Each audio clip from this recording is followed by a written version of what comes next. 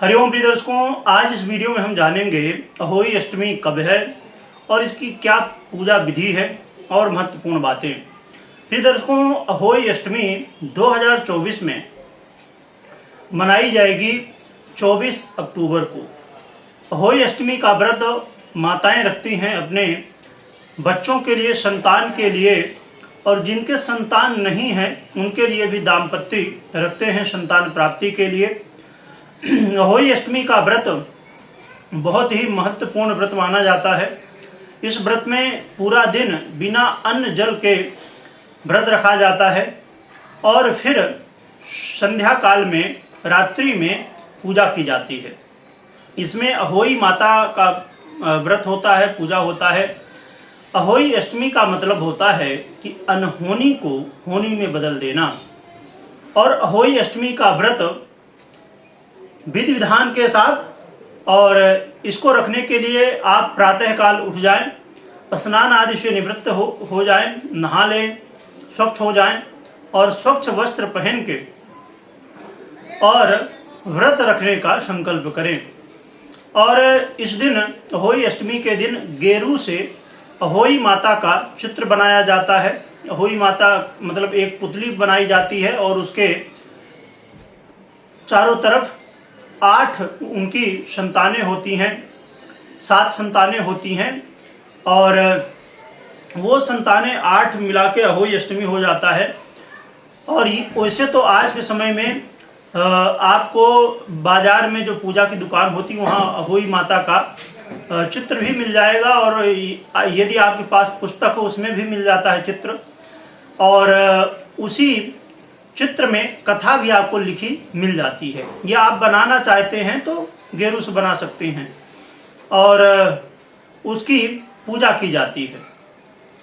पूजा करने के लिए उनको स्नान आदि करें, तिलक चंदन करें, फूल आदि चढ़ाएं, जो भी आपके पास उपलब्ध हो, चावल चढ़ाएं, आरती करें। भोग में ऋतु फल, इस समय जो फल आपको मिल जाए, मिठाई मिल जाए, या आपके क्षेत्र में, आपके परिवार में जो परंपरा हो आपके यहाँ, उसके अनुसार भी आप अलग अलग परंपराओं में कुछ लोग अलग अलग चीज़ें भोग लगाते हैं।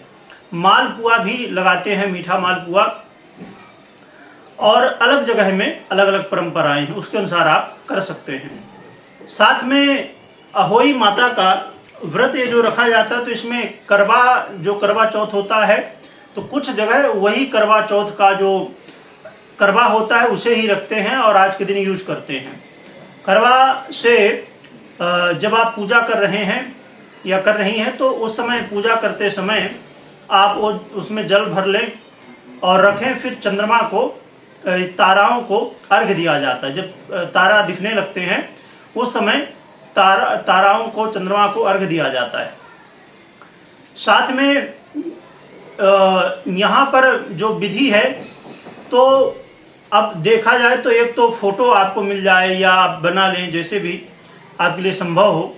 और चांदी की भी अहोई जो होती हैं, तो उनकी माला भी पहनी जाती है और उनकी पहले पूजा की जाती है और फिर माला पहना जाता है, और उसमें मोती पिरोए जाते हैं माला में।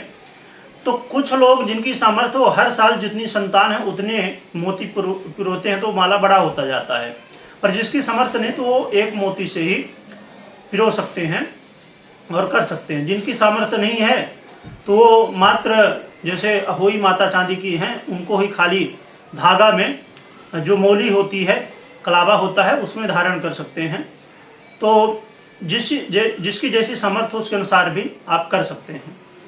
इसके अलावा अर्घ्य दिया जाता है, तो ये संध्या काल में ही, रात्रि में ही पूजा होती है। वैसे ज़्यादातर जगह, कुछ जगह मध्याह्न काल, दोपहर में किया जाता है। तो शाम का जो समय है पूजन का, वो 6 बजे से लेकर 7 बजे तक का समय है। इसी बीच में आप पूजा करें, इसी बीच में आप अर्घ्य दें, और इसी बीच में फिर पारण भी किया जाता है पूजा अर्घ्य देने के बाद। साथ में जो है, तो अहोई माता की कथा जो उसमें पुस्तक में दी हो, आपके पास पुस्तक हो या फोटो आप जो तस्वीर लाई है उसमें हो, उसे भी पढ़ा जाता है। इसमें यदि आपके बच्चे आपके पास हैं तो उनको भी बैठाएं उनको भी जो है तो कथा सुनाएं, या तो बच्चे सुना सकते हैं आपको, उनको भी तिलक करें, अहोई माता का आशीर्वाद लें। और फिर पारण करने के बाद जब आप 6 से 7 के बीच में पूजा नादि करके अर्घ्य दे के और फिर पारण करें, तो ये जो करवा है, तो कुछ जगह ऐसी परंपरा है दीपावली तक रखा जाता है, तो फिर 2 करवे, जिनके यहाँ दीपावली तक रखा जाता है 2 करवे होते हैं, उसमें शक्कर, बतासे, मीठी चीज़ें, ये सब चीज़ें रखी जाती हैं। तो आप फिर दिवाली तक जो है तो रख सकते हैं, दूसरा करवा ले लें। यदि आपके यहाँ नहीं ये परंपरा है तो आप 1 करवा से ही पूजा कर सकते हैं। साथ में विशेष रूप से ये जो पूजा हो जाए आपकी, सब कुछ हो जाए, तो ये जो चांदी का अहोई है या उसकी माला है कहा जाए, तो उसे आप धारण कर लें और माता रानी से प्रार्थना करें कि आपके बच्चों को हमेशा सुख शांति प्राप्त हो, हमेशा वो आगे बढ़े, उनको आयु प्राप्त हो, और जिनके संतान नहीं है वो संतान की प्राप्ति के लिए माता रानी से प्रार्थना कर सकते हैं। और अहोई अष्टमी के दिन राधा कुंड, कृष्ण कुंड में भी स्नान किया जाता है। कहा जाता है कि यहाँ पर स्नान करने से माता की कृपा से संतान प्राप्ति होती है। तो आपकी जितनी सामर्थ्य हो, जब आप सुबह स्नान करें, शाम को भी पूजा से पहले शुद्ध हो सकते हैं, स्नान आदि कर सकते हैं। तो यदि आपके पास कोई आसपास में नदी हो, कुंड हो, तो वहाँ स्नान कर सकते हैं। तीर्थ नदियाँ हों, गंगा आदि नदियाँ हों, वहाँ पे स्नान कर सकते हैं। नहीं तो घर में ही गंगा जल डाल लें थोड़ा सा और स्नान कर लें। तो ये है पूजा विधि। और 24 अक्टूबर को अहोई अष्टमी मनाई जाएगी। यदि आपको कोई प्रश्न है तो आप कमेंट कर सकते हैं। इसी तरह की महत्वपूर्ण जानकारी व्रत त्यौहार से संबंधित प्राप्त करने के लिए चैनल को अवश्य सब्सक्राइब करें, बेल आइकन को भी दबाएं, जिससे आपको जानकारी प्राप्त होती रहे। वीडियो देखने के लिए बहुत बहुत धन्यवाद।